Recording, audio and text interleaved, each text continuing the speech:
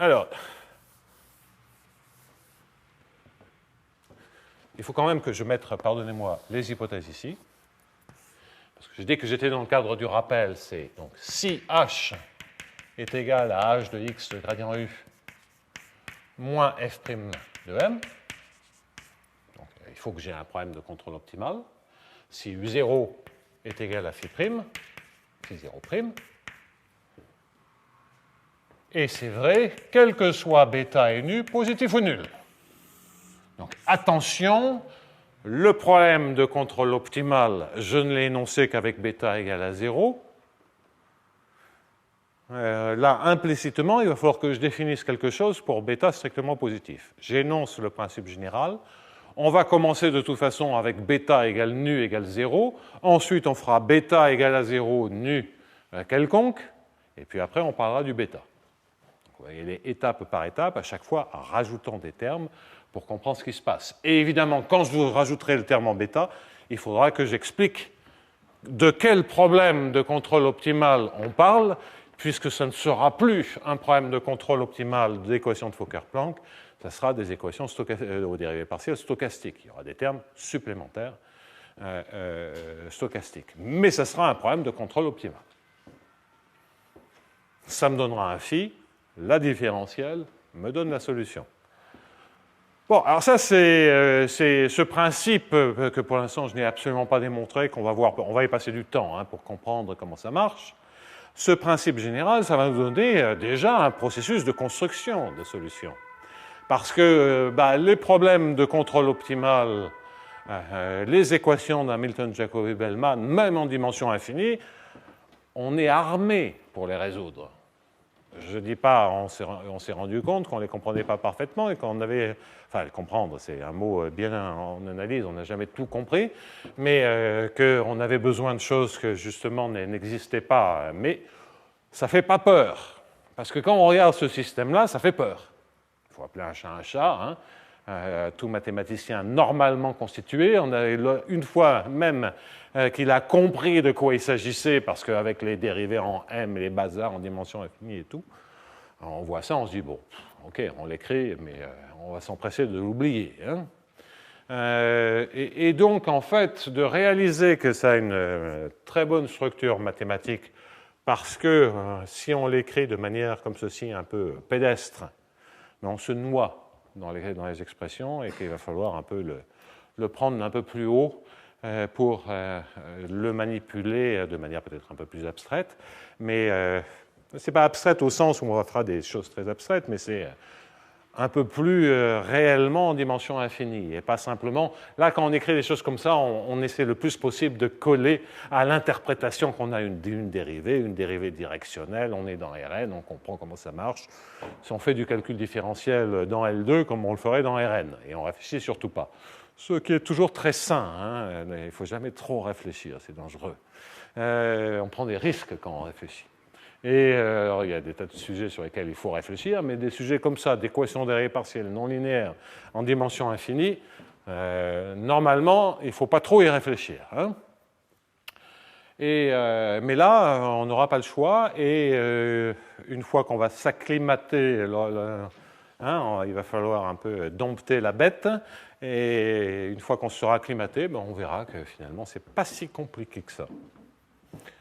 Je suis même étonné que ça soit aussi qu'on puisse aussi bien résoudre de tels systèmes comme ceci, sous des bonnes hypothèses qui sont des hypothèses d'unicité.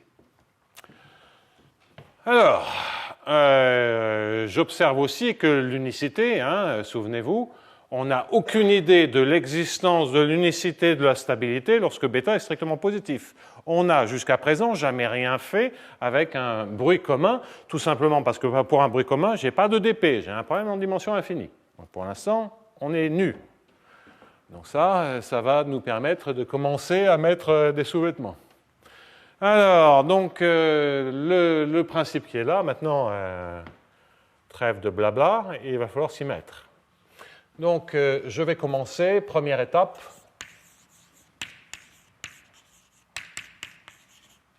C'est faire bêta égale nu égale à 0. de sorte que j'ai une situation pure de, j'allais dire, de transport. J'ai une situation pure d'équation d'Hamilton-Jacobi. Bon. Alors, il faut comprendre comment on fait ces foutues dérivées. Donc, on va le faire tout doucement. Et je pose V égale dφ sur dm. Donc, attention, hein, ce que ça signifie, c'est qu'on a un V qui dépend de x et de m. Et, je le répète, l'intégrale de v phi dx, c'est la dérivée partielle de phi. C'est la dérivée de phi dans la direction phi. Bon, c'est une dérivée. Donc il y a un terme qui n'est pas trop dur, c'est le d sur dt. Parce que les dérivées, ça commute. C'est des opérations linéaires. Donc, enfin ça c'est pas tout à fait suffisant. Il y a un autre terme qui, effectivement, ne nécessite aucun commentaire supplémentaire, c'est de dériver le second membre. Parce que je dérive par rapport à m l'équation, j'aurais dû le dire, donc évidemment le dv sur dt devient le dv sur dt, et le grand f de m, f' c'est petit f, ça devient petit f. Donc ça se passe bien, donc on est dans la situation où aucun de ces termes n'est là. Ce qu'on doit récupérer, c'est ces trois termes-là, et dans le h de x et de m, il y a le moins f de m qui est de l'autre côté, qui est au second membre. Donc maintenant, la seule question, entre guillemets, qui reste, c'est de comprendre pourquoi les dérivées par rapport à m de ces deux bazars me donnent exactement les deux termes qui sont là, avec un h de x et de gradient u. On oublie le h de x et de m, c'est dans le petit f. Donc maintenant, il s'agit de comprendre ceci. Alors il y en a un qui ressemble, parce que j'ai une dérivée directionnelle, et si je dérive cette dérivée directionnelle, je vois bien que je vais récupérer ce terme-là. Donc le d sur dm, ça c'est à nouveau, c'est une dérivée dans un champ de vecteurs. Hein. Pensez en dimension finie, vous êtes en train de dire je suis b gradient x d'une certaine fonction grand U, et je dérive par rapport à xi. Il y a deux termes. Il y a un terme qui est le b gradient x de du sur dxi, c'est le même opérateur qui agit sur du sur dxi, et puis j'ai le terme de dérivée de b. Eh bien là, c'est exactement la même chose. Il y a le glissé à l'intérieur de la dérivée directionnelle, le dφ sur dm. Celui-là, il ne pose pas de problème. Et donc là, ce que je vais récupérer pour celui-ci, c'est le du sur dm plus du sur dm dans la direction moins divergence en x de alpha m. Et il me reste encore deux termes à trouver qui correspondent à dériver le terme qui est ici et dériver le terme qui est là, puisque là, il y a de la dépendance en m. Alors, j'ai écrit U, mais c'est un V. De quel alpha s'agit-il? Lorsque vous dérivez un sup en alpha, et à nouveau, je suis en train de dire qu'il y a la convexité, donc il y a un unique point de maximum, lorsque vous dérivez un sup en alpha par rapport à une variable, ce que vous faites, c'est que vous dérivez la fonction qui est dans le sup par rapport à la variable en le point de maximum. Donc le alpha qui est ici, c'est le alpha bar. Et le alpha bar, quel est-il? Regardez l'expression qui est ici. Le alpha bar, je le réécris. Le alpha bar qui est ici, c'est h', c'est dh sur dp, de x. Et regardez ce qu'on avait trouvé tout à l'heure. C'est le gradient par rapport à petit x de dφ sur dm. Et dφ sur dm, je viens d'appeler v. Donc c'est le gradient par rapport à petit x de grand V. Et ça, c'est exactement mon équation. C'est le dH sur dP au point x et gradient xu. c'est le bon argument. Donc là, pour l'instant, j'ai retrouvé le terme qui est ici en dérivant par rapport à m le phi qui est là. Oui. Si on dérive dans le bleu, Il y a plusieurs termes. Il faut dériver ça, il faut dériver ça. Je préfère le faire comme ça. Okay? On comprend pourquoi il y a le premier terme. Mais du coup, les autres termes, ils sont plus difficiles à comprendre. Donc là, ce terme-là, les dérivées en dimension infinie, récupérer une dérivée en dimension finie, je me fais moins de soucis que de récupérer des dérivées en dimension infinie. Donc c'est pour ça que je préfère organiser. On peut y arriver des deux côtés. Hein. Tous les calculs, à la fin, sont équivalents. Mais une présentation d'arriver à comprendre ce qu'on trafique, hein, pour autant que je puisse prétendre le comprendre. Donc, la moralité de l'affaire, c'est que je dois maintenant, j'ai encore deux dérivées à prendre par rapport à m, celle-ci et celle-là, et que je dois retrouver dans ces deux termes un seul terme. Hein, je vais mettre une flèche bleue, qui est le terme qui est là et qui est un terme en x. C'est pas gagné, hein? Quand on voit ça, on se dit c'est bizarre. Mais on a des tas de relations de convexité, donc il va falloir s'en servir. Alors, regardons ce terme-là et pensez à intégration par partie. Le terme qui est là, dérivé par rapport à m, de quoi s'agit-il? Je commence donc par là. La dérivée par rapport à m, hein, je dois faire un d sur dm de quoi? Vient de l'intégrale. Si j'intègre par partie, c'est l'intégrale de m de alpha bar gradient x, d'ailleurs on sait que c'est v, hein, moins L de x et de alpha bar.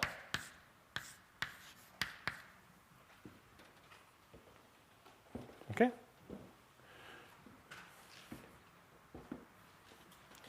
Et le d sur dm, c'est ce m-là, hein, que je dois dériver là. Il porte là-dessus. Parce que c'est le m qui est ici et c'est le m qui est là, j'ai simplement fait l'intégration par partie, et en rappelant que le gradient par rapport à x, le défi sur dm, c'est gradient x v. Enfin bref, que défi sur dm, c'est v, et que j'ai un gradient x. Et donc, dériver un terme linéaire comme ceci, hein, vous avez l'intégrale sur q de m phi, c'est un polynôme de degré 1, la dérivée c'est phi. Et phi c'est quoi? Ben, c'est alpha bar gradient x v, moins L de x et de alpha bar. Au point M, c'est ça. Il y a la dépendance en M partout. Hein. Le alpha bar, il dépend de M, le V, il dépend de M, mais ça, on oublie. Et ça, qu'est-ce que c'est? C'est le H. Hein. Grâce à l'optimalité, c'est le H de x et de gradient xv. Et comme Cyril le faisait remarquer, effectivement, c'est le terme qui correspond à dériver par rapport à M, c'est celui-ci. Mais il y a un autre terme, et l'autre terme, je préfère le voir comme ceci. C'est la même chose. Hein. Et donc, on voit bien que ça marche, hein, ça tombe, ça marche pile. Hein. H de x de gradient xv est égal à f. Eh bien, c'est le défi sur dm. Le défi sur dm, il a le bon goût.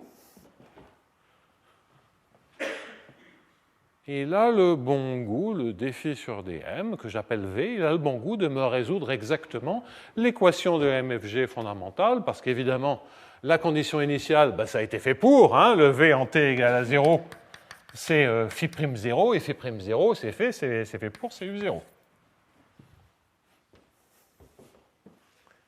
Donc, on rembobine. Qu'est-ce qu'on a fait?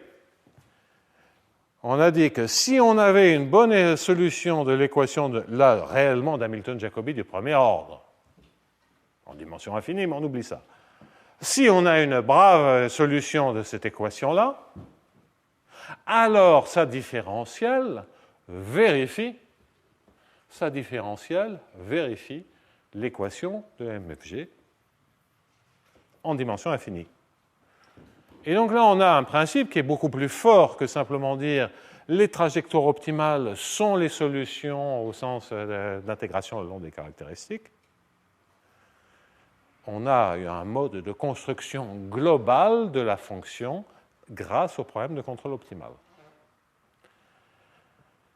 Alors, maintenant, ce que il va falloir comprendre, c'est si ce principe, cette première étape qui est somme toute élémentaire et agréable, modulo les notations, bien c'est robuste, c'est-à-dire est-ce que ça va marcher avec nu strictement positif et qu'est-ce qui se passe avec notre fichu bêta. Auparavant, on peut quand même se poser des questions, c'est-à-dire là on a des points de nage continus, une interprétation de contrôle optimal et le passage de l'un à l'autre. Au niveau des équations, on peut se dire, est-ce qu'il y a un analogue dimension finie? Alors, il y a un analogue dimension finie de ça, mais ce sera par discrétisation de l'espace. J'en parlerai plus tard. C'est-à-dire de remplacer des mesures par des histogrammes et on dérive suivant les niveaux des histogrammes. Là, on aura un analogue. Ce sera par des systèmes d'équations dérivées partielles, mais je pensais plutôt à discrétisation, le x restant continu, on a toujours des EDP, mais de discrétiser les m, c'est-à-dire de remplacer par des mesures empiriques. Est-ce qu'au niveau de n joueurs, on peut avoir des principes comme ceci? La dérivée par rapport à m étant le seul substitut que l'on puisse avoir, c'est une dérivée par rapport au xi, où les i et xi, ce sont les variables. Une dérivée par rapport à m, on fait bouger le m. Si m est une mesure empirique en les xi, on ne peut faire que bouger les xi. Mais ça ne marche pas du tout. Donc une remarque, c'est que c'est donc spécifique à la dimension infinie ou à la discrétisation, la bonne discrétisation de la dimension infinie, c'est-à-dire la dimension infinie dans des espaces discrets qui se réduit à la dimension finie parce que l'espace est discret. Enfin, l'espace des mesures, pour être très précis, c'est l'espace des mesures lorsque l'espace de base est discret, qui est un espace de dimension finie. Donc la remarque, c'est que si vous prenez des points de nage, donc les points de nage, c'est dans un cas déterministe comme ceci, c'est dUNI sur dt. Vous avez ici un Hamiltonien avec une dépendance ici, rien qu'en xi, de gradient par rapport à xi de UNI, plus une somme sur les j différents de i, du dH sur dp en xi de gradient xi un, c'est un gradient xj d'ailleurs, unj, scalaire gradient xj de uni, et ça, tout ça, c'est un certain, typiquement, ça va être un f de xi, et ouais, bon, donc ça va être un fi de x1, xn.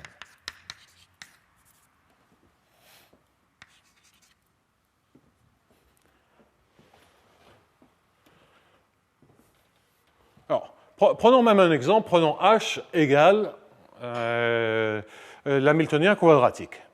Donc je prends un exemple, et vous verrez bien pourquoi ça ne marche pas.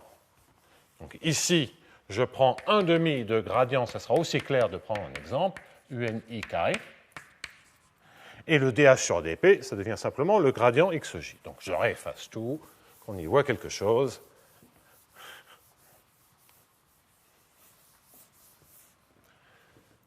Donc, je prends un exemple qui consiste à regarder dUNI sur dt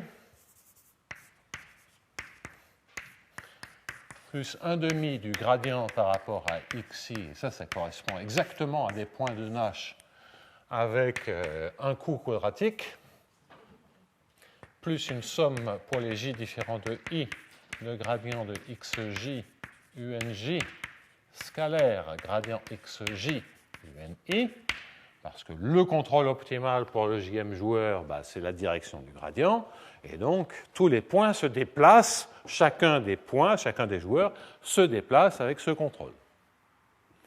Gradient UXNI, et puis là je vais supposer que c'est égal, que j'ai une structure de coût, c'est l'analogue du cas potentiel, avec un df d sur dxi d'un certain phi de grand X. Grand X est égal à x1, xn.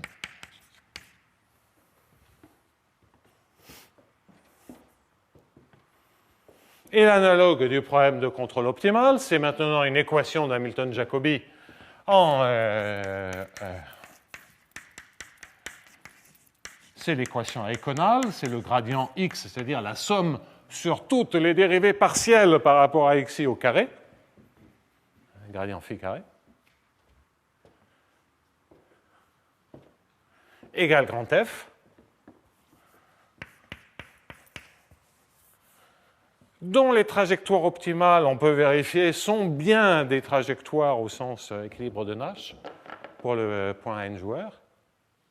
Donc il y a bien une relation en termes de trajectoire optimale, mais il n'y a pas de relation. Phi n'est pas... Le gradient de x par rapport à phi, ce n'est pas le vecteur un.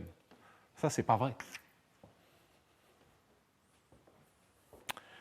Alors, c'est pas loin. C'est pas loin, parce que lorsque vous dérivez ceci, tous les termes-là, qui sont les termes en j différents de i, sont bons. Mais vous en loupez un, qui est quand même assez important. Et celui-ci, grâce aux propriétés de symétrie, vous faites une erreur d'ordre 1 sur n. Donc le point, c'est que vous loupez cette correspondance exacte, mais vous la loupez d'ordre 1 sur n. Et quand n tend vers l'infini, cette erreur elle disparaît. Donc voilà pourquoi la propriété, en tout cas, je ne connais pas, soyons prudents, parce que peut-être je n'ai pas imaginé la bonne correspondance. Soyons prudents. Je ne vois pas en dimension finie, je répète, je ne vois pas en dimension finie, pour des points de Nash discrets, je ne vois pas d'analogue de cette propriété. Bon. Ça ne veut pas dire qu'il n'y en a pas, c'est qu'en tout cas, je n'en vois pas. Et que le parallèle simple ne marche pas. Donc, conceptuellement, c'est quand même assez intéressant. C'est que même dans une situation où fondamentalement, à bêta égale à 0, on n'a pas besoin de la dimension infinie. Mais même dans ce cas, puisqu'on peut faire du MFG réduit, c'est-à-dire des systèmes de DP, mais même dans ce cas-là, on gagne quelque chose par la dimension infinie, c'est-à-dire que globalement, on peut construire toutes les solutions par dérivée en dimension infinie de la solution d'une équation en dimension infinie. Donc ça, c'est la première fois où on va voir... dans beaucoup de ces problèmes, en particulier en physique statistique, en mécanique statistique, on peut écrire des problèmes en dimension infinie en faisant tendre le nombre de particules vers l'infini. Mais en général, toutes les propriétés que l'on démontre sur le problème en dimension infinie proviennent de la connaissance que l'on a des équations en dimension finie. On ne gagne rien par la dimension infinie. Simplement, on traduit en dimension infinie ce que l'on sait faire par ailleurs. C'est le premier exemple où là je vois un retournement, c'est-à-dire je gagne des choses en travaillant en dimension infinie. Bon, remarque, donc je suis absolument persuadé que c'est le premier exemple d'une longue série. C'est tout simplement c'est qu'on a le réflexe et c'est naturel. Je veux dire, déjà, les EDP, c'est un peu lourd pour le commun des mortels ou même le commun des mathématiciens. Et donc, faire des EDP en dimension infinie, on n'a pas été entraîné pour ça. Donc, dans le meilleur des cas, on est entraîné à manipuler des opérateurs de dérivation des équations en dimension infinie. En dimension infinie, on manque d'entraînement. Et donc, c'est très naturel que, physiciens ou mathématiciens compris d'ailleurs, puisque que ce soit les physiciens et les mathématiciens, de manipuler des équations, c'est un sport qui n'est pas réservé aux mathématiciens. On n'a pas simplement les mêmes règles du jeu entre physiciens et mathématiciens, mais ce sont les mêmes équations et on les manipule pareil. Et on n'a pas exactement les mêmes intuitions forcément, mais on les manipule exactement pareil. Et donc c'est très naturel que lorsqu'on se retrouve avec des choses en dimension infinie, si on a été entraîné à penser à des choses en dimension infinie, on se ramène le plus possible à la dimension finie pour comprendre. Là, non, il faut travailler directement. Il n'en demeure pas moins que même si je vais travailler dans tout ce qui suit très souvent en dimension infinie, j'essaierai le plus souvent de trouver des analogues en dimension finie de façon à ce qu'on ait un peu d'intuition sur ce qui se passe. Mais ce sont des démonstrations qui marche parce qu'on est en dimension infinie. Donc voilà, bon, j'arrête de tourner en rond, là, je dis la même chose depuis 10 minutes. C'est d'observer qu'on a ce principe qui est somme toute très, très naturel. Hein. Je dirais que la principale difficulté était de se rendre compte que c'était vrai. Après, ce n'est pas très, très compliqué. Alors, deuxième étape, on va passer à nu strictement positif, toujours bêta égale à 0. Je vais garder le bêta, je le mets au chaud, parce que ça va être un peu plus dur. Bon, alors qu'est-ce qu'il faut comprendre? Ben, il faut comprendre pourquoi le terme qui est en jaune ici va me donner d'une part le terme qui est ici, hein, le nu qui est ici, et le nu qui est là. Bon, vous commencez à avoir l'entraînement maintenant. Hein. Est-ce difficile? Non. Parce que lorsque vous calculez, donc on doit faire d sur dm, le nouveau terme c'est quoi? C'est dφ sur dm fois, j'oublie le moins nu devant, c'est dφ sur dm fois Laplacien m. Ce que je peux également écrire comme l'intégrale, si vous préférez, de Laplacien v fois m, puisque dφ sur dm, c'est v. Et là, c'est le Laplacien en x, hein, bien sûr. Et donc, vous voyez bien que dériver par rapport à m, ben, il faut dériver le premier terme, et ensuite, il faut dériver le deuxième terme. Dériver le premier terme, je vais prendre cette expression. Dériver le deuxième terme, je vais prendre cette expression-là. Donc, si je dérive le premier terme, le dφ sur dm, ben, qu'est-ce que ça me donne? Ben, cela me donne, ben, là, c'est ce que je vous expliquais tout à l'heure en dérivant un champ de vecteurs. C'est un d sur dm de v fois Laplacien xm. Donc ça, c'est la dérivée du phi. Et la dérivée du m, ben, ça me fait plus Laplacien x en v. Ça marche. Rien à signaler.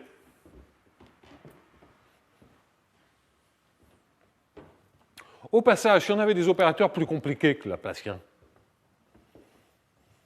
donc ici, on sait qu'on a un opérateur, je vais l'écrire comme l'adjoint d'un opérateur, A étoile, mais vous voyez que le A étoile, lorsque vous faites l'intégration par partie, ça vous fait un A ici. Et donc, assez naturellement, vous avez la dérivée de m dans la direction A étoile m, plus un A opérateur en x. Et ça, c'est bien les Minfield Games. Ça marche. Complètement robuste. Bon.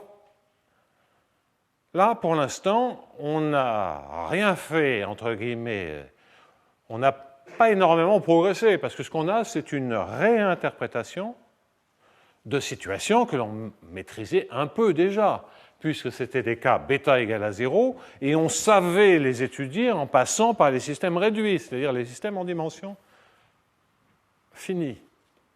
Simplement, là, on a obtenu une interprétation nouvelle. On peut comprendre la construction de solutions, voir l'unicité à travers les équations en phi.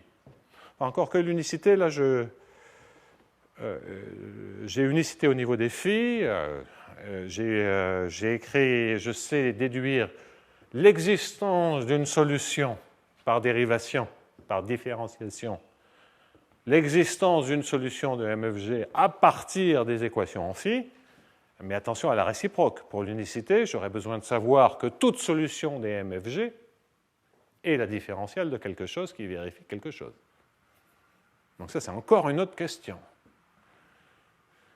On regardera ça un peu plus tard, c'est pourquoi, lorsque ça dépend d'un potentiel, si cela dépend d'un potentiel, si tout dérive d'un potentiel, à savoir le U0, et si je suis à variable séparée, mon petit f, est-il vrai que toute solution, indépendamment de l'unicité, est-il vrai que toute solution de MFG est une différentielle? Alors, la réponse sera oui, modulo la régularité. tant que on a des solutions régulières, ce sont des différentiels. Et des différentiels, donc d'une solution de l'équation d'Hamilton-Jacobi-Bellman, pour laquelle on a unicité. Donc, on aura d'autres résultats d'unicité, mais c'est tant qu'il y a régularité. Et tant qu'il y a régularité, c'est typiquement des choses que l'on peut démontrer sur des temps petits. Et on sera sur le régime d'unicité d'intervalles de temps petites. Bon, ça, c'est encore une autre direction. On y reviendra. Bon, il y a du boulot, hein. Alors, donc, il y a la remontée. Là, on est descendu. Hein, on a tout en haut les équations d'Hamilton-Jacobi-Bellman. On dérive, on tombe sur MFG. On sait descendre. Remonter, on ne sait pas encore. S'il y a unicité à ce niveau-là, dans le cas monotone, bah oui, il y a unicité partout, tout est équivalent. Bon. Alors, je mets de côté ces histoires de remontée et j'essaie de me dire, peut-être j'ai enfin la possibilité de construire des solutions à bêta strictement positif grâce à ce principe-là. Mais donc, il va falloir que je modifie un peu mes règles du jeu parce qu'il va falloir mettre du bêta un peu partout dans le problème de contrôle optimal. Eh bien, allons-y, donc j'efface tout pour faire de la place et on va recommencer, je vais effacer les couleurs, on va écrire des problèmes de contrôle optimal.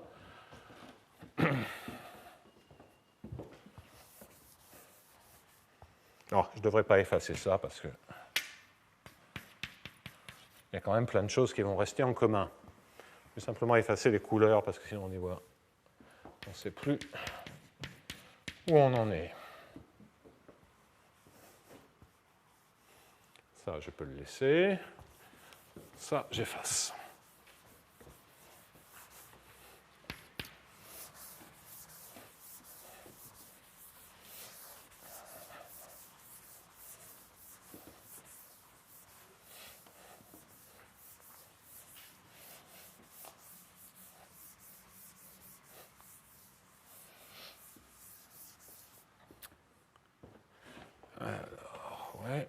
En même temps, je réfléchis à la manière dont je vais vous présenter ça.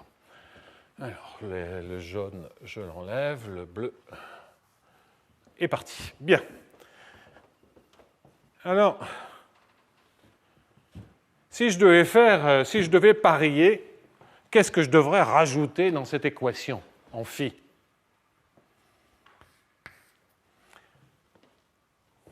Il faut que je rajoute des choses. OK. Bon, alors les du sur dm laplacien m, on voit comment ils nous donnent. On a déjà compris comment ils nous donnaient, comment on savait récupérer à la fois le laplacien x et le du sur dm. Tout ça, ça venait d'un seul terme. Donc là, on sent que mettre ici un bêta plus nu, ça, par dérivation, ça va nous donner celui-ci et celui-là. Il y a quand même une seule difficulté, c'est j'ai ce terme affreux qui est ici, et puis j'ai ce terme de dérivée seconde. Donc on sent bien que s'il y a un terme de dérivée seconde, il va falloir un terme de dérivée seconde sur phi. Et puis on a vu que chaque fois qu'on avait un terme au niveau de phi, ça en donnait deux. Donc avant d'en introduire deux, on va en introduire un, et celui qu'on va introduire, bon d'accord, je sais, c'est tiré par les cheveux, mais enfin bon, c'est déjà ça, hein. Donc déjà, celui-ci, on le sent bien quand même.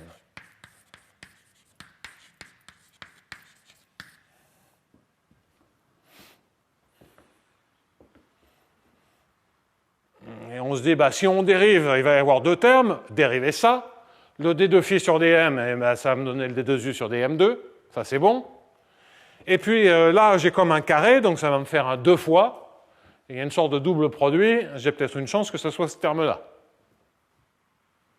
Donc vous comprenez maintenant pourquoi je me suis, en réfléchissant un peu à ce que j'allais vous raconter, je me suis bien rendu compte qu'il me manquait un terme dans l'équation.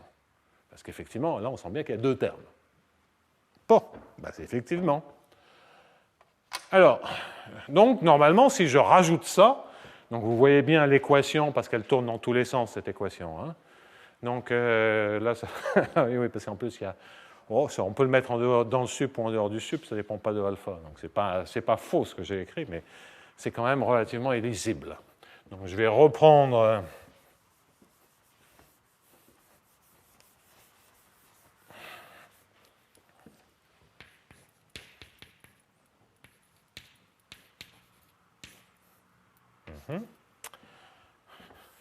Donc ici, je vais mettre un moins, je mets les termes en bleu pour qu'on voit bien ce que j'ai rajouté, un moins d2φ sur dm2 dans la direction gradient xm. Et puis tout ça doit être égal, c'est toujours dans le cas de la variable séparée, doit être égal à grand F, donc ça n'a pas changé. Et là, on lit plus naturellement l'équation dans le bon sens. Donc vous voyez ce que j'ai fait, la seule chose que j'ai faite, c'est de rajouter deux termes, qui sont un terme de dérivée seconde ici, et rajouter un petit complément de termes de dérivée d'ordre 1. Alors, quelle est l'interprétation de ceci? Je vais faire l'interprétation et puis ensuite dériver cela. L'interprétation de contrôle optimal, c'est du contrôle optimal stochastique.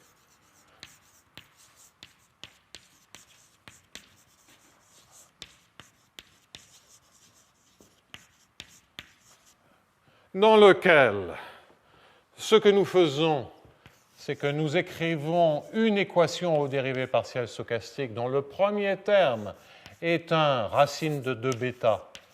Ça, c'est parce que j'ai pas voulu me traîner des bêta carrés sur 2. Bon.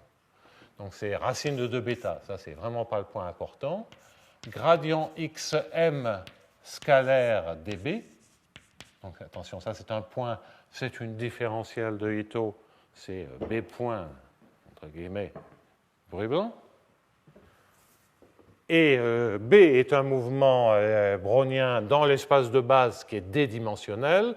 Le gradient par rapport à x est d-dimensionnel. C'est donc, si vous voulez, la somme des dm pour alpha variant de 1 à d, de dm sur dx alpha, db alpha t. C'est ça que ça veut dire. Bien. Et maintenant, je vais rajouter mes autres termes d'équation qui sont... Donc, je vais le souligner en bleu pour qu'on voit bien les nouveaux termes.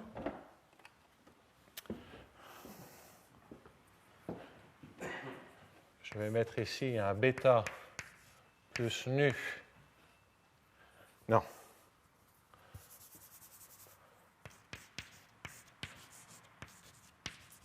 Laplacien xm dt. Et j'ai enfin un plus divergence. Je l'écris comme ça. Plus divergence par rapport à x de m alpha dt. Donc là maintenant, le contrôle c'est alpha, c'est un champ de vecteurs stochastique, a priori, adapté à la filtration engendrée par les bt. Bon, je passe les joyeusetés aléatoires habituelles. Je démarre avec un m0, condition initiale. Donc je pilote cette équation aux dérivées partielles stochastiques.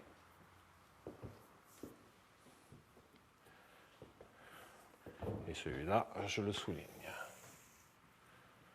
Voilà mes termes en bleu. Oui, et enfin maintenant, qu'est-ce que c'est phi de m0 et de t? C'est l'espérance de l'intégrale de 0 à t d'un coup qui est l'intégrale sur q de m, l de x et de alpha, plus un u de m de t. Et le u, c'est un phi 0. Voilà. Enfin, voilà. Super, hein? Bon. Alors ça, c'est un problème de contrôle optimal stochastique. Bon, ben, oui. Ouais. Je commence à fatiguer. L'inf sur alpha. C'est un problème de contrôle optimal. Merci. Alors, effectivement, l'équation de l'équation d'Hamilton-Jacobi-Bellman associée, eh bien, elle vous donne une terme de dérivée dans la dynamique supplémentaire, dans la dynamique déterministe supplémentaire, et ce que j'ai rajouté, c'est un bêta laplacien M. Donc, j'ai ce terme de transport supplémentaire, le bêta des phi sur dm laplacien M. Ça, c'est comme d'habitude. De toute façon, ce sont les termes que l'on avait déjà vus. Mais le terme stochastique supplémentaire, que me donne-t-il? Bien, c'est Ito, c'est la formule de Ito. Il me donne une équation de diffusion en dimension infinie, un opérateur de dérivée seconde en dimension infinie. C'est le terme bleu qui est là. Voilà. Donc, j'ai, au vu du système final, pifométré cette équation. En tout cas, cette équation, elle découle d'un problème de contrôle optimal stochastique. Et on espère qu'effectivement, maintenant, en prenant la différentielle, je vais effectivement trouver une solution de MFG. Alors ça c'est agréable parce que ces problèmes de contrôle optimal stochastique, à nouveau, on sait comment les résoudre. Il y a longtemps, j'avais regardé des trucs comme ça, parce qu'une équation comme ça, c'est très très proche d'équations que les gens ont introduites en filtrage non linéaire, les équations de Sakai, des équations comme ceci. Donc il y a effectivement pas mal de... j'avais regardé les équations d'Hamilton-Jacobi-Bellman associées, donc ça c'est des choses où grosso modo on sait faire. Enfin on sait faire. On se dit que on n'est pas désarmé, on a des méthodes pour aborder les équations associées. Bien. Donc, si on sait grosso modo construire, et après tout, on a une formule, on a un phi, et si on a une formule, et si par dérivation on trouve une solution, ben on a au moins formellement construit une bête. Bon, reste ensuite à comprendre des questions d'unicité, de régularité, patati et patata, mais grosso modo, on a une stratégie qui contourne un peu la difficulté, hein, comprenons bien, puisqu'elle passe par du contrôle optimal sans aborder directement les équations, on récupère les équations en dérivant des équations de contrôle optimal. Bon. Alors, j'ai quand même dit à plusieurs reprises, on dérive, il faudrait peut-être quand même vérifier que ça marche. Vérifier que ça marche, c'est dire quoi? C'est vérifier que le d sur dm du terme supplémentaire, je mets le moins bêta qui est devant, et j'ai un d2 phi sur dm2, gradient xm, bon, je vais écrire mx et mx. Hein. Ah, flûte, je voulais dire quelque chose.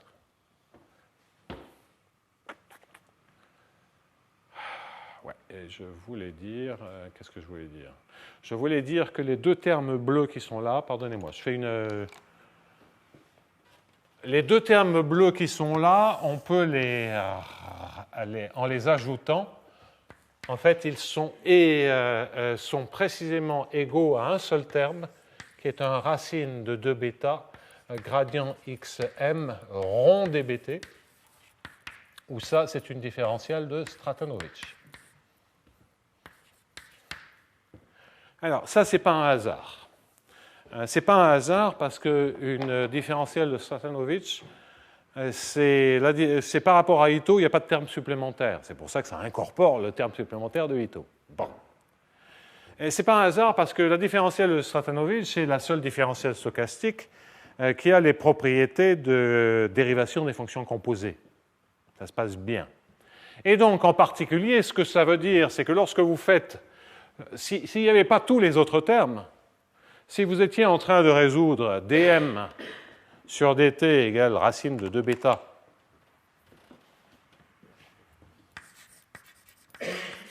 racine de 2 bêta gradient xm rond dbt au sens Stratanovich, la solution de ceci, on la connaît, c'est m0, c'est la condition initiale, translatée par racine de 2 bêta bt. Donc ça correspond à dire, vous êtes en train de prendre votre densité initiale, il n'y a plus de contrôle, il n'y a plus de dynamique, il n'y a plus rien, et vous translatez ça par le mouvement brownien. Alors lorsque vous écrivez, lorsque vous faites une translation par un mouvement brownien, lorsque vous écrivez ça en différentiel de Ito, ben, vous récupérez le terme stochastique et un terme supplémentaire déterministe. En termes Stratanovich, voilà à quoi ça correspond, ces deux termes-là. Et donc ça correspond bien à l'intuition que lorsqu'on a du bruit commun, on a tout un système qui est chahuté par le brownien et qui bouge avec le brownien. Donc effectivement, si personne ne fait rien dans ce système-là, on est simplement en train de prendre la densité et de la bouger autour. Donc c'est normal que ce soit une différentielle de Stratanovich qui, à la fin, d'une certaine manière, apparaisse. Bon, alors là, je l'ai caché parce qu'on n'a pas trop l'habitude de différencier Stratanovich et qu'on peut écrire les choses, et que de toute façon, si on veut écrire du Hamilton-Jacobi-Bellman, il vaut mieux travailler en Ito. Donc, voilà ce qui est derrière. Translation de brownien, voilà les deux termes dans les équations, voilà l'équation en phi. Maintenant, allons-y pour ça. Il y a la même chose, il y a deux termes. Il y a un terme où je dérive une dérivée seconde, c'est symétrique. Donc, j'ai deux termes. J'ai le terme où je dérive ça, et puis j'ai le terme où je dérive l'un des deux. Par symétrie, ça marchera. Alors, qu'est-ce que j'ai ?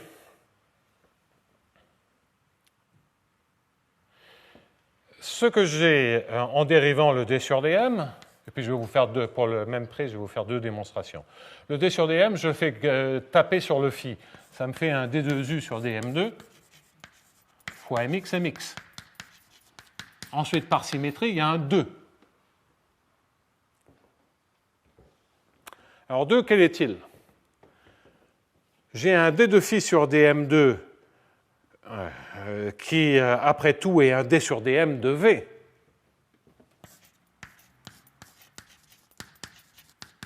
Je dérive par rapport à x, et je multiplie par l'intégrale de mx, et je dérive par rapport à mx.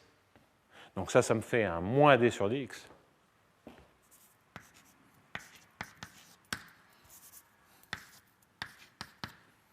OK ? Je vais aller vite. Je vais le refaire plus doucement. Okay. Et puis après, je vais vous refaire une autre démonstration où on comprendra d'où ça sort.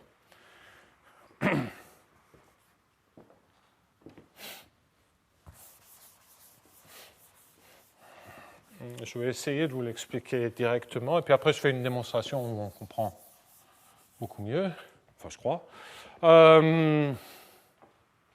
Et donc là, pensez que... Ouais, ça ne va pas être lumineux, là, ce que je vais vous faire.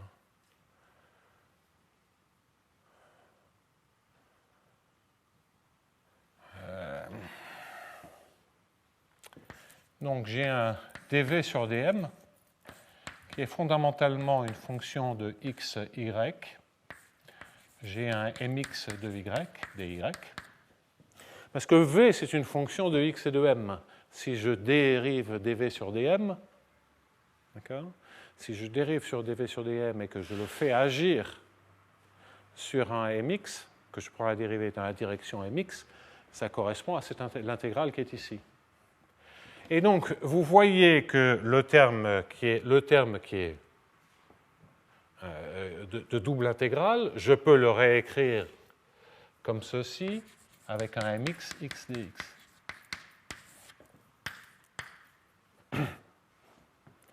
Et l'intégrale en x, je lui fais une intégration par partie. Donc ça me fait une moins intégrale de m dx fois l'intégrale de d de v sur dm dx de xy, mxy, et là c'est un dy, dy. Et c'est cette dérivée par rapport à m que je prends. Hein.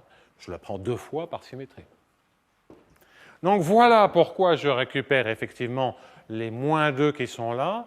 Donc je ne vous ai pas escroqué. Alors, bon, les x, y, m, c'est peut-être pas très clair. Je vais vous faire une autre démonstration peut-être pour vous achever de vous convaincre.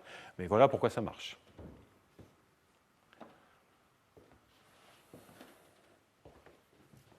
À nouveau, si toutes les mesures sont des mesures qu'on manipule, on est dans L2, si, etc., les fonctions V... En fait, la fonction V est régulière, mais la fonction V régulière, ça ne veut pas seulement dire que le dv sur dm existe, que par rapport à m, c'est très régulier, mais ça veut aussi dire que les fonctions de x que l'on obtient en différenciant sont des fonctions régulières. C'est une double régularité.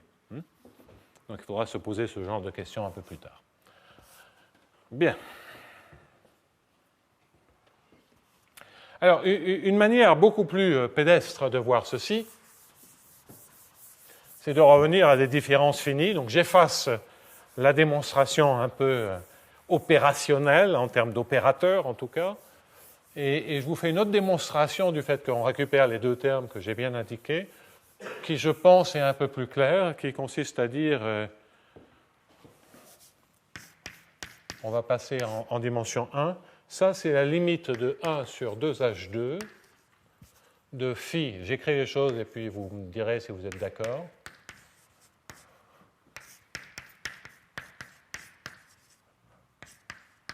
Je suis en dimension 1, par exemple.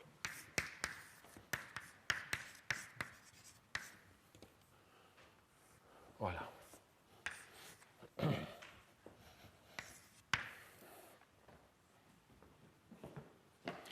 Ou si vous préférez, de façon à faire plus simple, pensez M plus HMX.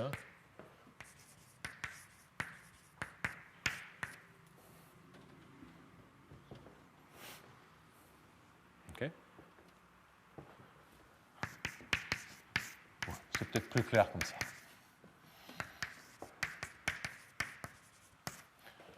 Si je prends, je ne sais pas pourquoi j'ai mis un demi, si je mets un 1 sur H2 de ça, quand H tend vers 0, ceci tombe bien, là je suis en train de revenir à l'intuition que je bouge avec le mouvement brownien, en moyenne c'est partir à droite ou à gauche avec probabilité 1,5. C'est faire un petit saut avec probabilité 1,5 des deux côtés. Donc ça c'est un petit saut à gauche, un petit saut à droite avec probabilité 1,5, parce qu'il y a le 2 qui est ici, et puis là c'est simplement un développement limité. Donc effectivement si je fais ça, et que quand H tend vers 0, je récupère bien phi seconde au point M, Mx, Mx. Donc si je sais prendre le d sur dm à gauche et à droite, et que je passe à la limite sur ce que je récupère ici, je serai bien barré. Okay. Donc je dérive par rapport à m et je récupère ici 1 sur h2 de quoi? Bien de v. Ouais, mais il faut faire très très attention là à ce qu'on raconte.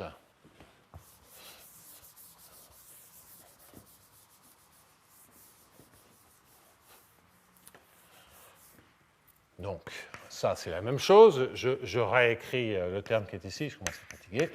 Phi seconde de m fois mx, mx.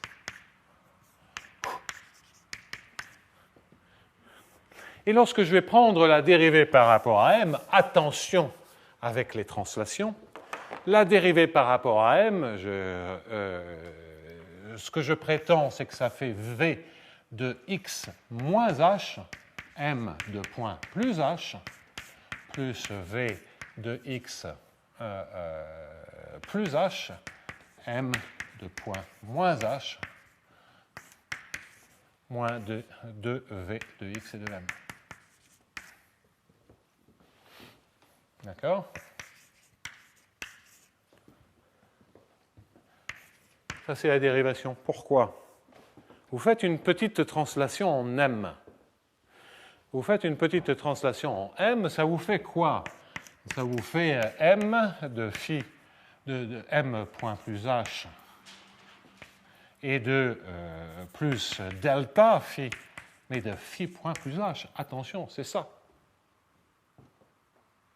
Et ça se comporte moins phi de m. Et donc ça doit se comporter comme la dérivée fois l'intégrale de phi. La dérivée que j'essaie d'exprimer. Et ça, de notre côté, on sait que ça se comporte comme la dérivée,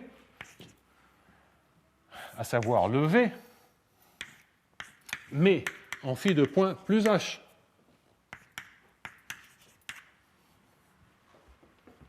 Et donc, vous voyez bien, v de x, c'est en MH ici, c'est en M de point plus H. Je dérive en ce point-là, mais je récupère ce V-là, au point X. Et donc, si je fais maintenant phi de X plus H dx, donc si je veux trouver la dérivée, il faut bien que je fasse X plus H égale X', et je récupère la fonction de X moins H. Donc voilà, lorsque je prends la dérivée et que j'ai fait un shift, voilà ce que je récupère. Et maintenant, vous comprenez bien, lorsque vous faites le développement limité, pourquoi vous récupérez le terme supplémentaire. Hein. Vous récupérez le terme en dérivée seconde et vous récupérez le terme mixte, qui est bien avec un signe moins parce qu'il y a un moins h plus h, et qui effectivement prend un coup de dérivée en x et un coup de dérivée en m. Donc voilà comment vous pouvez reconstituer ces termes-là par ce petit argument-là, mais opérationnellement, ce que je vous ai fait auparavant était parfaitement correct. La moralité de l'affaire, donc, c'est que ça marche, que ce principe général est complètement robuste et que nous l'avons, sous des hypothèses de régularité, entièrement justifiées.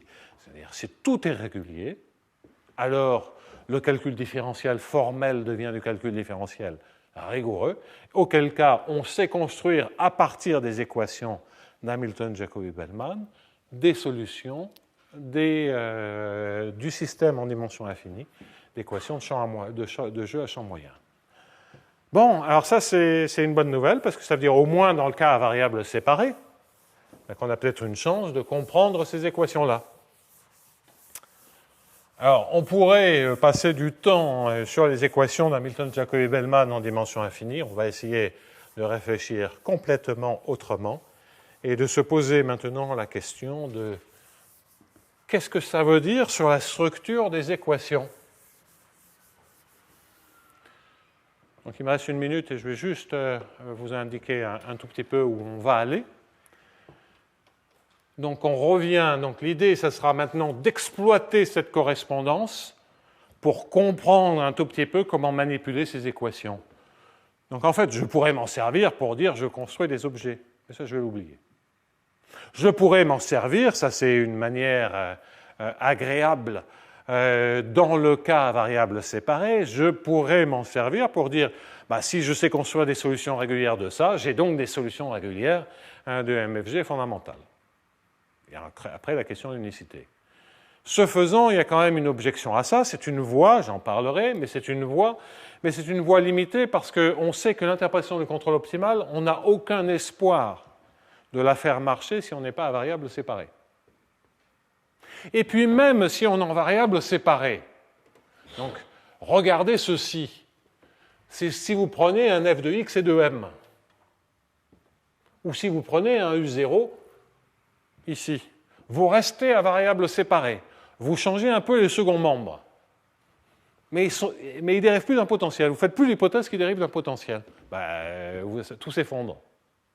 Pourtant, dans l'équation, on sent bien que si je mets un f de m ou un autre f de m, ça ne doit pas changer grand-chose. C'est un second membre. Ou que dans la condition initiale, la forme précise de la dépendance en M, si elle est régulière, que ça soit se dérive d'un potentiel ou pas, ça ne devrait pas jouer un rôle très important. Donc, ok, on peut aborder ça par le problème du contrôle optimal, mais c'est instable. Et il y a des cas où on se doute qu'il ça ne doit pas faire grande différence et ça devrait marcher pareil. En particulier, l'unicité, si on s'intéresse à l'unicité, marche avec f monotone qui n'est pas forcément la différentielle de quoi que ce soit. Donc, si on se concentre sur le contrôle optimal, on va louper déjà des choses que l'on connaît au niveau des MFG réduits. En revanche, donc, on va s'en servir pour essayer de comprendre, deviner ce qui se passe, mais il va falloir travailler au niveau de ces équations et s'inspirer de ce principe pour comprendre quelle est la structure de ce problème.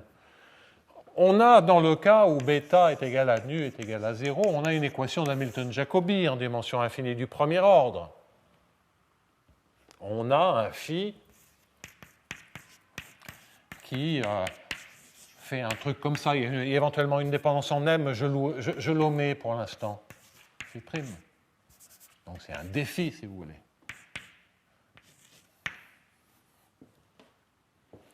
et je regarde ce que U égale D phi résout comme problème. Hein, de manière un peu abstraite, c'est ça. Et donc, regardons dans RD maintenant, essayons de comprendre. Je prends pour commencer une équation d'Hamilton-Jacobi, et éventuellement d'ailleurs avec, c'est un gradient phi, on est en dimension finie. Éventuellement ici, je vais mettre une fonction de x, ce qui est d'ailleurs un grand F.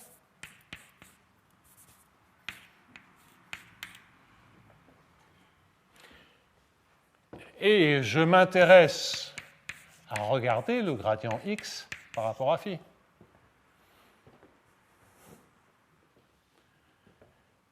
Alors même avec f égale à 0, hein, déjà, après on généralisera. Et il va falloir qu'on comprenne quelque chose, c'est-à-dire que ce que l'on a ici, c'est un UI qui est un défi sur des xi. Donc si vous voulez, les xi, c'est comme si l'espace était discret et que les m, ce soit des mesures atomiques qui chargent chacun des sites discrets. Donc le défi sur des xi, c'est la dérivée par rapport au niveau, c'est ça la bonne discrétisation. Donc le UI égale défi sur des xi, il vérifie quoi? Il vérifie dui sur dt plus d sur dxi de h de u égale à 0. Ça, c'est vrai. Et il vérifie aussi dui sur dt. Si je développe ceci, ça me fait dh sur dp alpha en u.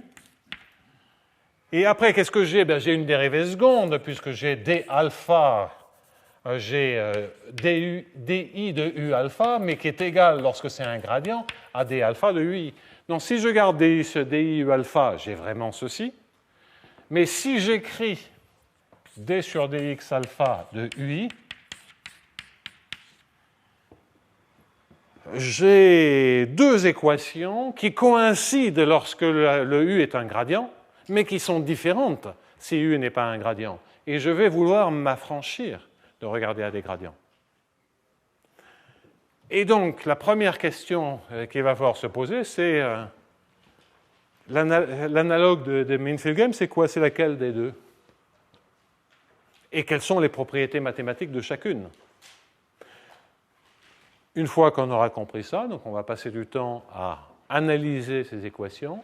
Une fois qu'on aura compris ça, eh bien, on pourra se poser la question de qu'est-ce qui se passe pour ces équations-là. On aura fait un pas sur la compréhension de la structure mathématique de ces équations. Donc, vous voyez maintenant ce que l'on va faire, c'est travailler en dimension finie sur les équations d'Hamilton-Jacobi et comprendre leur structure. Voilà, c'est fini pour aujourd'hui. On se revoit la semaine prochaine. Donc, dans un gros quart d'heure, il faut que je récupère un peu Nord. Commence, comme je vous l'avais déjà annoncé la semaine dernière, le cours PECO d'Anne-Laure Dalibar, qui est ici présente, qui va devenir tout de suite toute rouge. Et non, on va voir. Si, je vais essayer, tu vas voir, je vais insister, tu vas y arriver. Et puis, voilà, donc 2 heures, c'est 11h15 et des poussières, et jusqu'à 13h15.